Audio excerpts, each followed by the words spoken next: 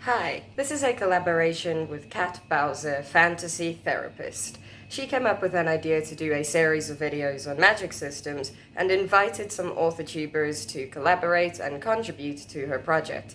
This particular video is of my own making and it is of my own opinion, but full credit for this idea goes to her. So I will link her channel and her coinciding video in the description and in the cards. So let's talk about elemental magic. I want to start off by explaining that no stories captivate me as much as the ones about elemental magic. Ever since I was a wee young thing, I've been drawn to elemental magic and stories about people who have elemental magic.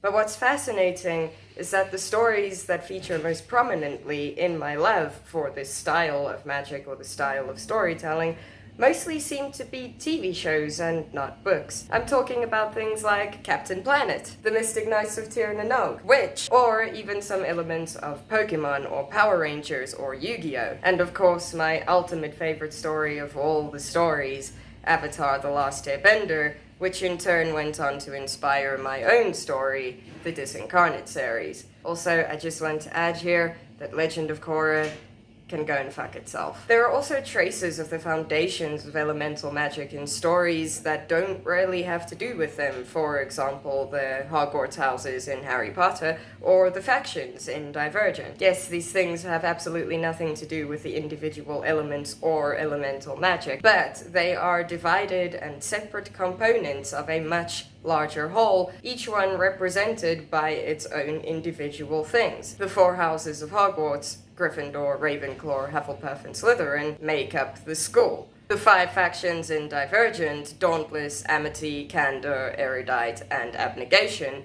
make up society.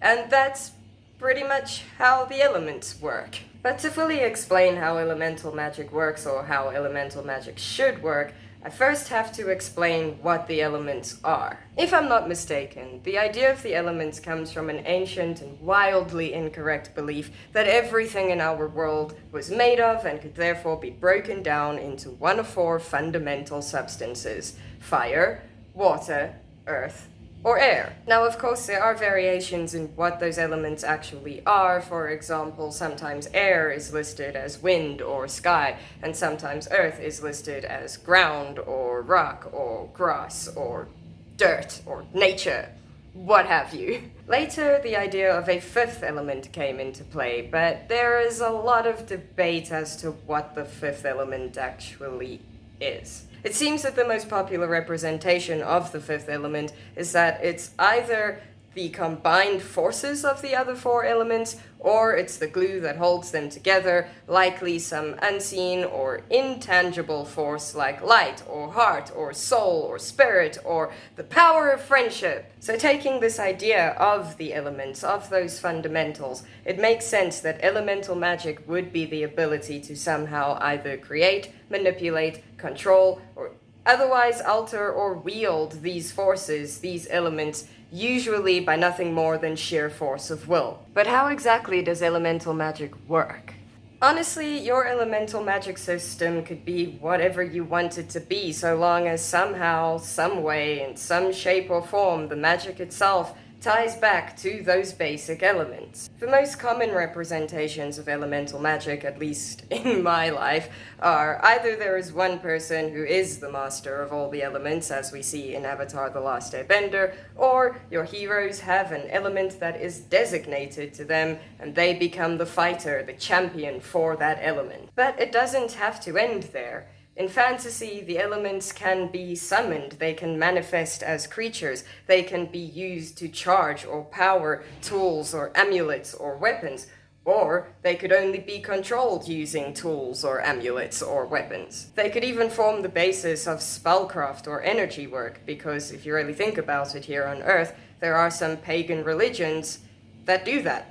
A lot of people seem to think that creating an elemental magic system is either super easy or super lazy. If you're one of those people, you're wrong. See, creating an elemental magic system it comes with some complications. So for the sake of this information, I'm just going to assume that you want to write a story or create characters who can wield the elements with their bare hands. Firstly, you're going to have to decide how far your character's control over the elements actually stretches. Can they create the elements out of nothing, or can they only control elements that are already present and in close proximity to them? If it's the latter, does that mean that your fire guy is automatically at a disadvantage compared to the other guys? Because if you think about it, air is everywhere, earth is everywhere, water is pretty much everywhere, but fire, not so much. So would that give your fire guy some sort of handicap? Would your fire guy be the only one who can't magic whenever they feel like it?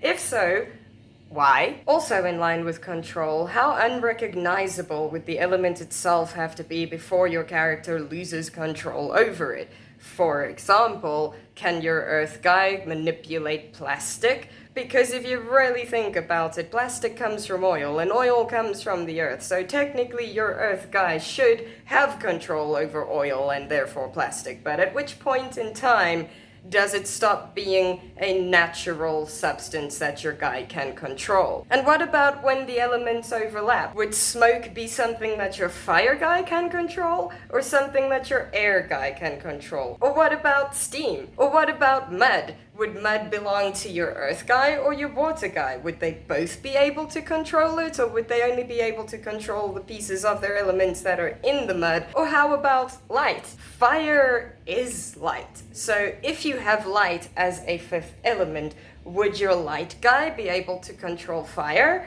Would your fire guy be able to control light? Do they have each other's power? Or, assuming that all of your elemental guys are on the same team, why would only one of them get the power of friendship? Aren't they friends? Shouldn't they all have the power of friendship? You're going to have to create very clear boundaries between what your different elemental guys can do, or if it's just one elemental person, what those limitations on those elements actually are. But then that raises the question, how do you actually define your elements? How many elements do you have? Are you going the traditional way and choosing to use 4, or are you adding a 5th one so that it can be a nice complete little circle? Or do you have more than that, like in Pokemon, where as far as I can see, there are 9 of them. Now, yeah, I realize that these aren't actually elements, they are types, but a lot of the Pokemon types are very, very elemental. For example, fire, water, electric, flying, grass, ground, rock, ice, and steel. But here's the problem. In Pokemon, those types or those elements are recognized as different forms. But if you really think about it, ice is water. So why is ice its own type? Because it is physically water. Or how rock and ground and steel and grass could all be considered earth, but they are vastly, vastly different from each other. Or we can take a look at Avatar: The Last Airbender and Legend of Korra, where metal and lava are forms of earthbending, but the earthbenders have no control over wood. Does that make any sense at all to you? Because it doesn't make a damn shred of sense to me. I mean, seriously, you're earthbenders who can't bend wood? It literally grows out of the ground. You can bend metal, but you can't bend wood. You kidding me? So this raises another important question. Are we talking elemental on a molecular level? Because that raises some complications of its own. The air is comprised of oxygen and nitrogen and some other things, but so is fire. Beyond those limitations, then you have to start considering the advantages and weaknesses of each element and how they interact with the other elements. Most people believe that water beats fire. It's simple and straightforward enough because water is often used to put fires out. But you can also smother flames with sand or dirt or stones. So shouldn't earth beat fire too? But when you smother flames with dirt or stones or what have you, it's only because you're depriving the flames of oxygen and they won't be able to burn. So if your air guy would be able to remove the air from the fire, Wouldn't air beat fire too? But then on the other side of that, air also fans flames. It makes it bigger and it makes it spread faster, so fire should beat air. But also, fire can melt ice. And ice is water.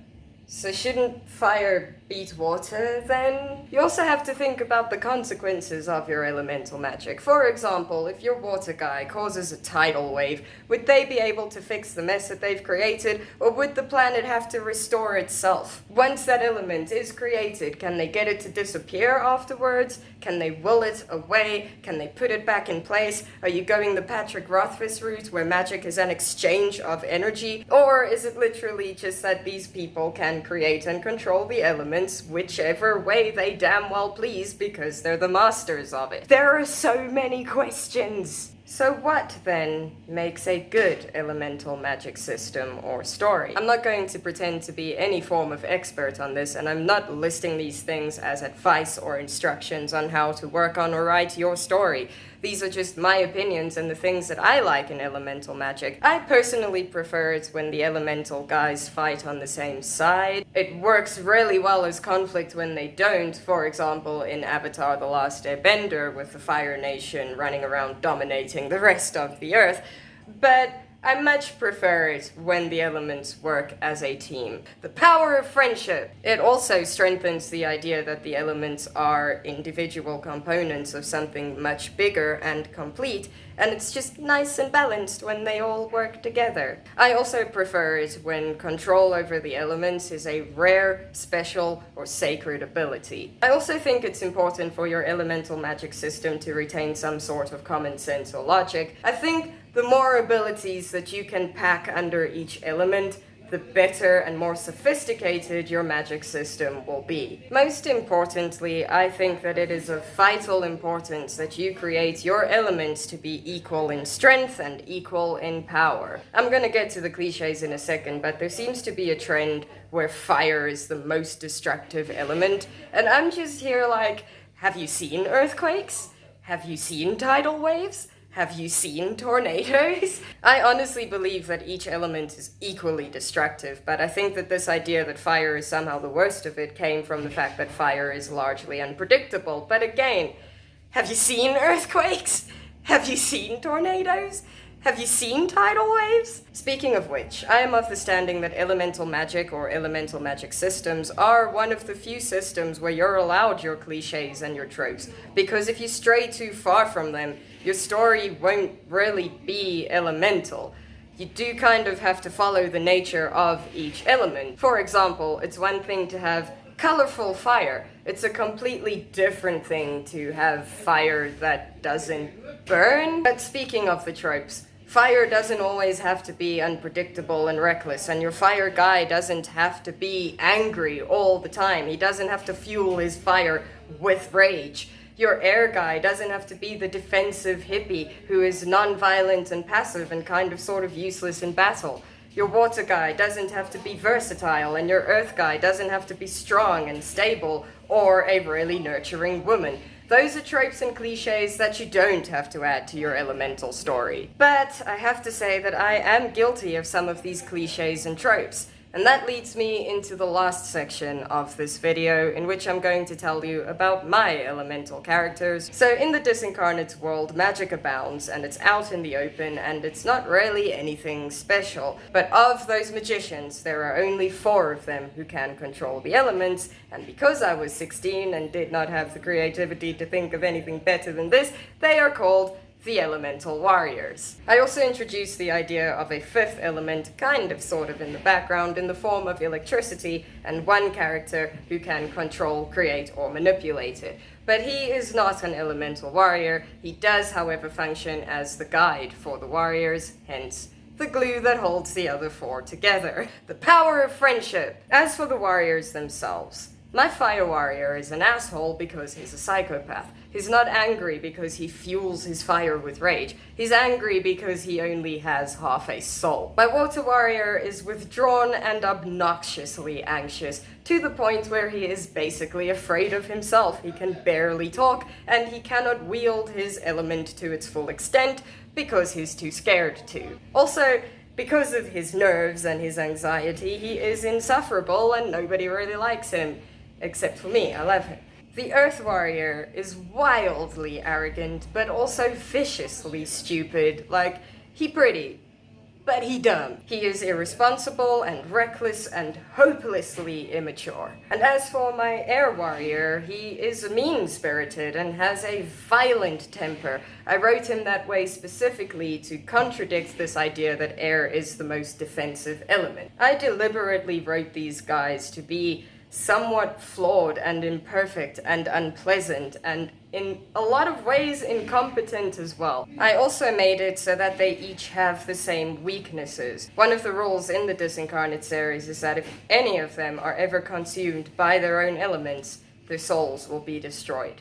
Also, their souls will be destroyed if they turn on each other and kill each other, so they have to be friends. My own story aside, as I said at the beginning of this video, no stories captivate me as much as elemental stories do. I think a fascinating part of elemental magic is that it can either be pathetically weak and insignificant in your magic system, or it can be the dominating, immensely powerful force that everybody craves and uses to dominate the earth. It is extremely versatile in how you can play around with it. I just tend to lean more towards the stories of chosen ones who become heroes and have power designated to them because that's what floats my boat. I think regardless of how elemental magic is written, we can all agree that it has this special charm to it. It took me a while to figure out exactly what is so captivating about elemental magic and why so many people are drawn to it or fascinated by it, but I think it's actually fairly simple. Elemental magic as it exists in comic books and fantasy stories might not be real,